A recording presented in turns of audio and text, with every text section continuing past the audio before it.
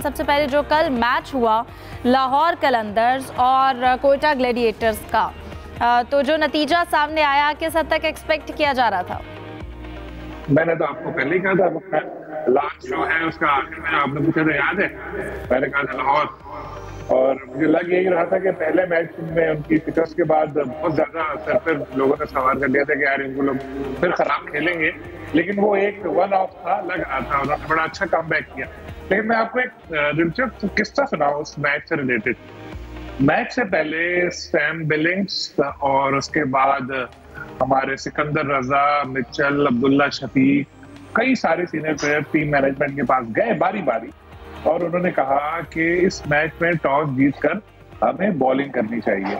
हालांकि शाहीन आफरीदी और team management ये डिसाइड कर चुके थे कि बैटिंग करेंगे, लेकिन बाद में फिर जब ये इस तरह से कहा तो फिर शाहीन ने कहा उनको कि बुलाया सबको कि मीटिंग करते हैं। टीम मीटिंग हुई तो उसने फिर उनसे सबसे पूछा, उन्होंने कहा नहीं, हमारा ख्याल है कि पहले बॉलिंग करनी चाहिए। तो फिर खैर डिसाइड इन लोगों ने यही किया कि पहले बॉलिंग करनी चाहिए। हालांकि शाहीन चाह रहे थे कुछ और, लेकिन उन्होंने मेजोरिटी को जो है वो तरजीह दी।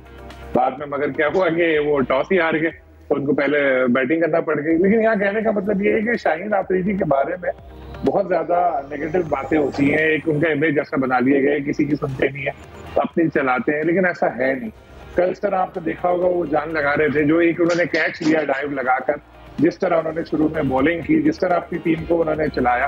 फखर रहमान आप देखें कितनी जबरदस्त उन्होंने बैटिंग की।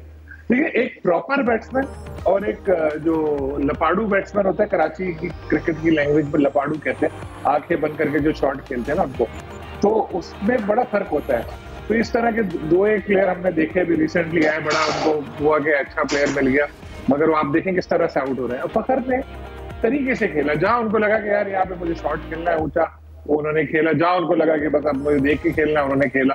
तो जबरदस्त उन्होंने जिस तरह बैटिंग की आपने देखा। बाद में सैम बिलिंग्स आए और छा गए, जिस तरह से उन्होंने मार धाड़ की और हैरान और परेशान रह गई जो उनकी पूरी हरीफ टीम थी। 219 बड़ा अच्छा स्कोर उन्होंने कर लिया था।